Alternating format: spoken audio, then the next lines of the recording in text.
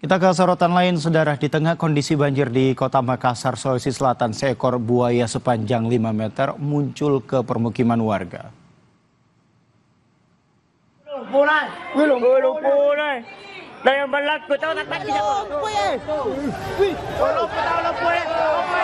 Kemunculan buaya mengejutkan warga di tengah bencana banjir pada Rabu malam. 20 personel damkar diterjunkan untuk mengevakuasi buaya yang dalam kondisi terjebak di lorong buntu akibat kerumunan warga yang menghadang. Karena ukurannya yang besar, evakuasi buaya membutuhkan waktu 30 menit dan selanjutnya dibawa ke markas Damkar Kota Makassar. Viral seperti yang viral di beberapa sosial media terkait dengan buaya tersebut melintas di daerah pemukiman di wilayah yang tergenang air.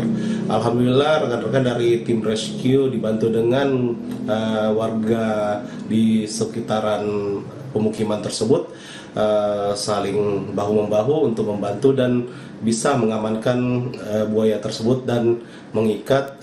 Kami mengamankannya menuju ke Damkar Makora Tolangi.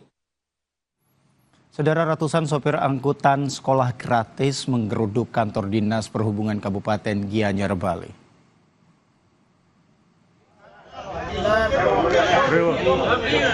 Para sopir memprotes program efisiensi anggaran yang dianggap merugikan karena berdampak pada biaya operasional seperti pembelian bahan bakar dan servis kendaraan rutin.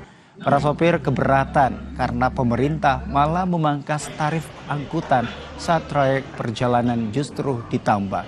Kepala Dinas Perhubungan Kabupaten Gianyar, Imade Arianta, menyebut kebijakan efisiensi dijalankan untuk pemerataan layanan angkutan gratis ke seluruh sekolah.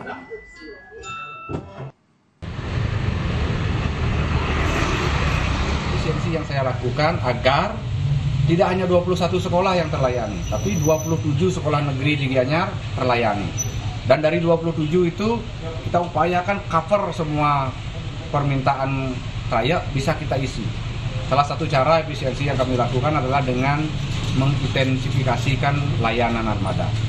Kalau dulu 2 armada melayani 1 trayek, sekarang kami pasang 1 armada saja.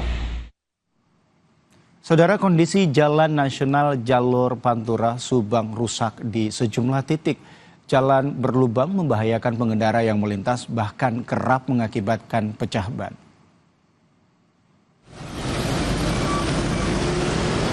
Dari penelusuran di Jalan Pantura, mulai dari perbatasan Karawang, Subang, Patok Besi hingga perbatasan Subang Indramayu, wilayah Pusaka Nagara, banyak jalan rusak, Saudara.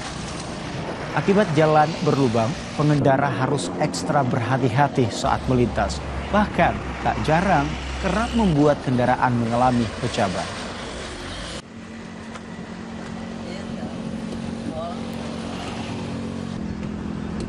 Dari Cilegon menuju ke Losarang, Pak. Sekarang tuh jalannya banyak lubang-lubang ya, Pak. Mengganggu nggak sih bagi Sangat pengemudi? mengganggu, Pak. Kondisinya gimana akibat jalan berlubang ini bagi supir sendiri? Ya, itu contohnya saya, Pak. Paling sampai bocor.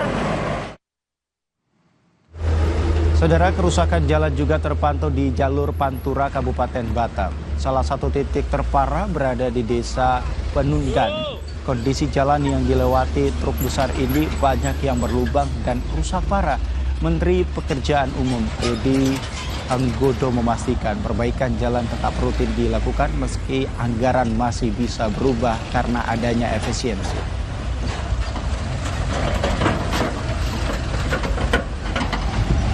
Sudah, perbaikan tuh selalu. Jalan juga pada usaha-usaha juga masih kita perbaiki tuh. Kemarin waktu putus jalan di Pekalongan karena longsor juga kita kerjain. Jadi ya dipastikan mudik pada saat setelah Ramadan, ya kan? Bener kan? Loh iya bener dong. Jalan dan segala macamnya sarana prasarana Itu kan ya insya Allah. Kita selalu sama kayak Nataru kemarin lah, sama. Insya Allah lebih baik daripada Nataru ya. Oke. Ya, baik. Terima kasih Pak Menteri.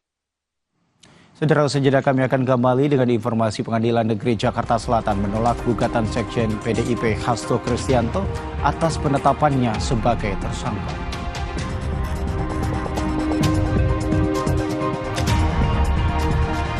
Partai Gerindra kembali menetapkan Prabowo Subianto sebagai Ketua Umum dan sepakat untuk kembali mengusung Prabowo Subianto maju di Pilpres 2029 mendatang.